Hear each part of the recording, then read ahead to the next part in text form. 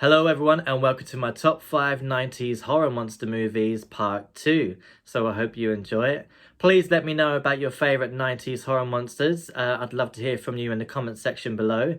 If you like this video, I'd really appreciate if you give it a like from me. Also, if you do enjoy my videos, please hit the subscribe button so you know when I upload the next one. Number 5 is Candyman Farewell to the Flesh. Now I know that Candyman 1 was in the 90s as well, but I'd like to give Candyman 2 a mention because I think it's a pretty strong movie. And also, when I first watched it, when I was like 9 maybe, it just scared me. The opening scene used to scare me. I think Candyman in public toilets just scares me.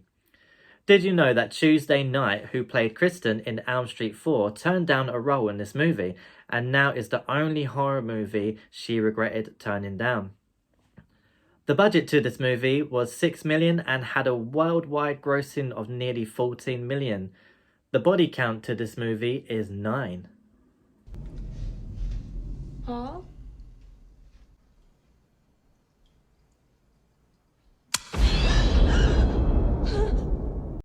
Number 4 is Gremlins 2. This movie is just great. I love the score soundtrack to it, and also the cast members from the first Gremlins are back in this one as well. Did you know that the opening shot of New York City was actually stock footage from Superman 4? Director Joe Dante prefers this movie over the first one. Chris Columbus could not write this script due to him directing Home Alone. Tim Curry, who plays Pennywise and Dr. Frankfurter, was considered to be the voice of the brainy gremlin. This movie was a budget of $50 million but only took in $41 million at the box office. Please let me know if this is wrong, I feel bad for them. The body count to this movie is 2, and a lot of gremlins.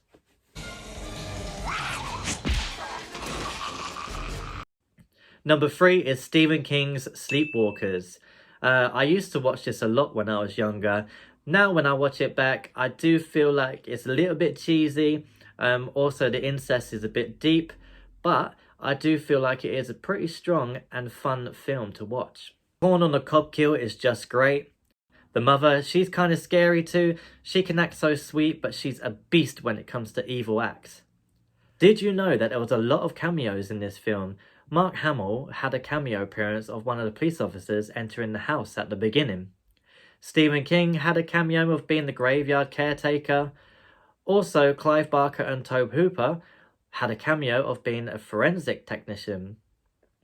Then you had Joe Dante had a cameo appearance as a lab assistant. This movie was a budget of $15 million and had a worldwide gross of $30 million.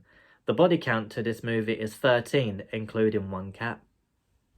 Number 2 is The Faculty. This is such a great sci-fi movie. I mean, the cast list is so dreamy perfection. Every character was amazing. The story to the movie was great, and it's even a whodunit, but basically, who the alien? I mean, who is it? But no spoilers though. Did you know that Gillian Anderson turned down the role to play Valerie Drake? Now Buffy fans, did you know that the role of Delilah was actually written for Charisma Carpenter, but she turned it down due to the character being very similar to Cordelia Chase? Then Sarah Michelle Gellar also turned down the role in this movie, but not sure which role. Possibly Mary Beth? Who knows? This movie was a budget of $15 million and took in a worldwide gross of $40 million. The body count to this movie is 4, including the alien. So my number 1 then is Stephen King's It, 1990 TV miniseries. I suppose this is my number 1 because growing up I was scared of so many things due to Tim Curry's portrayal of Pennywise. I mean, how many of you growing up in the 90s got scared of drains, bathrooms, fields with sewers? God, very scary.